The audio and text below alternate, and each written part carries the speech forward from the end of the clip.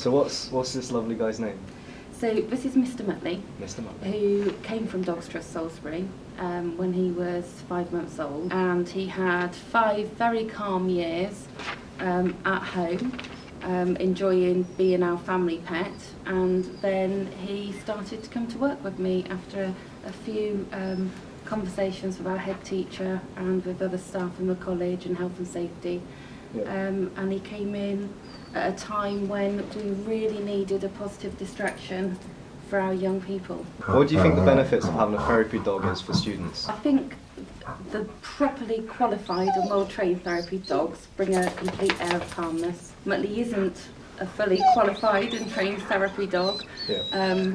He's more of a distraction dog, that's all that I will say. So unfortunately we can't claim that he's a therapy dog. Yeah.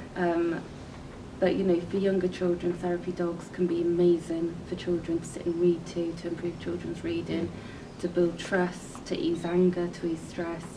We see with Muttley that when he goes into the counselling rooms of our students, that they share more because he's there in their face when they're crying, and so they're stroking his ears and they're sharing more and more. And there are some rescue centres, Dogs Trust Salisbury I think might be one of them, where they actually have local schools come in and visit on set mornings of the week, and they sit there just outside the dogs' kennels reading to them, so it's amazing interaction for the dogs as well. Yeah. So it's very clever.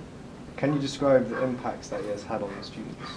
Okay, so it is all about sort of this sort of distraction really. So the positive impact, when our young people have had bad experiences usually in education before, they might get stressed, frustrated because they can't achieve a lot in their lessons because they've got these big gaps in their learning. They use their red card, they come down to our office and they take the dog for a walk.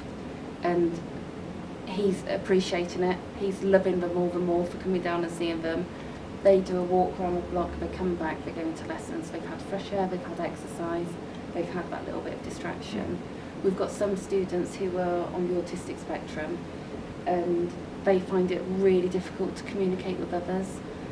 So within our transition sessions in the summer for our students, Muttley comes in with me and they hold his lead when we're going around the college finding our way around. And then in September when they start, where they're not brave enough to talk to other people, they're used to the dog. So when I'm saying to them, right, what lessons have we got this morning? And they say, I'm like, okay, well, let's take the dog with us then. So they're happy. But unbeknownst to them, the minute you're in charge of a dog walking around college, everybody stops to say hello to you.